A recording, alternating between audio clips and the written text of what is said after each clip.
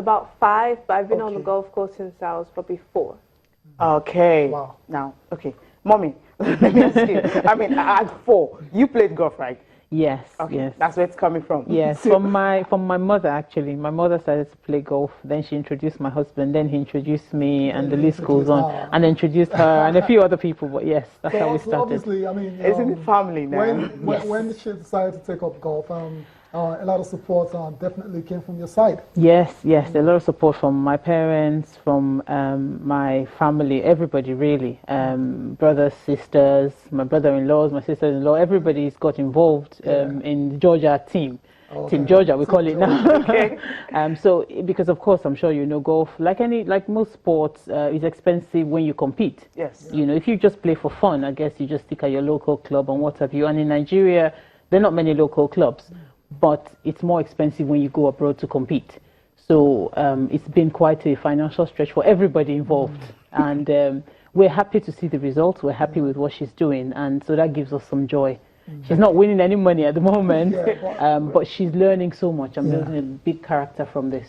Okay. Now, Georgia, let's come to you now. No, you started playing at 3. You won your first championship at the age of 7. And that's quite huge. Now, how's it been like, going into golf?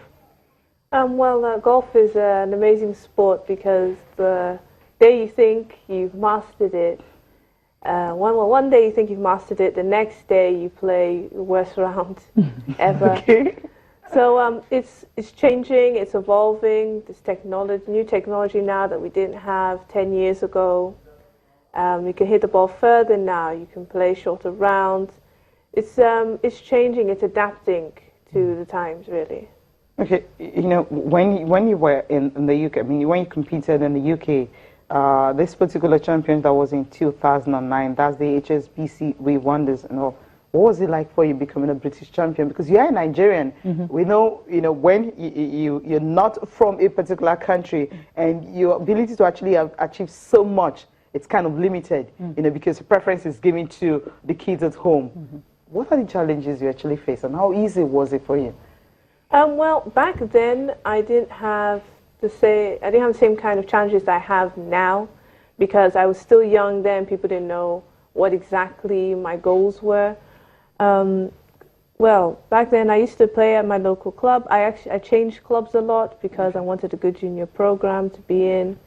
So there were definitely challenges, but now, now like You're accepted commanding the respect, right? No, I've kind of accepted being an African and being a Nigerian more, and wanting to play golf and inspire young girls to achieve their dreams.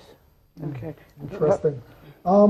Yeah, I mean, while she was learning the game, obviously, you actually, registered at the Manchester Golf Academy. What was that like? I mean, how did that contribute to what we've seen so far?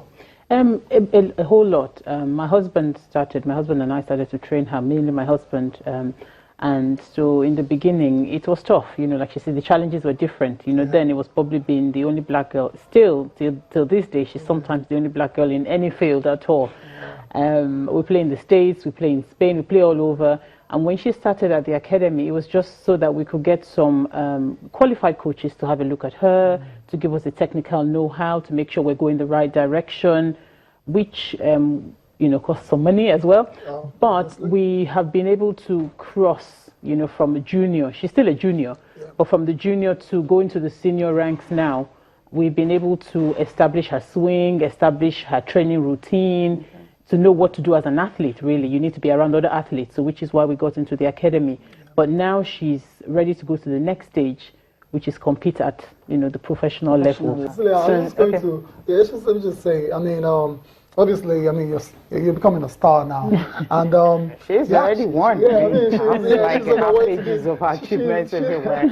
She's on the way to being a superstar. You got invited to the Pure Silk Bahamas Classic.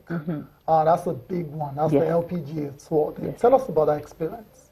Well, it was a interesting experience because I was almost late to my tee time. It rained. We had a 2-hour delay.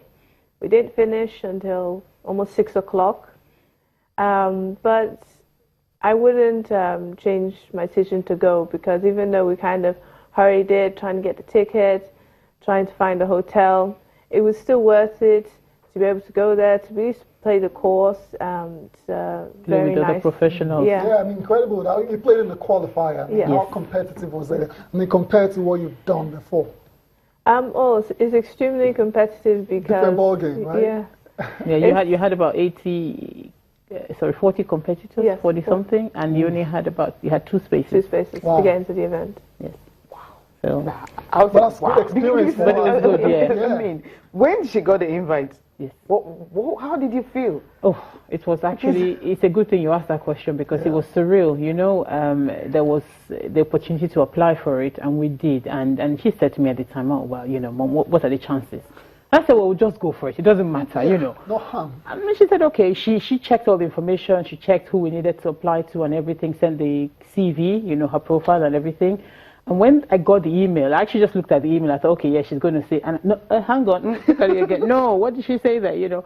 And it was so weird, because we had just been playing a tournament.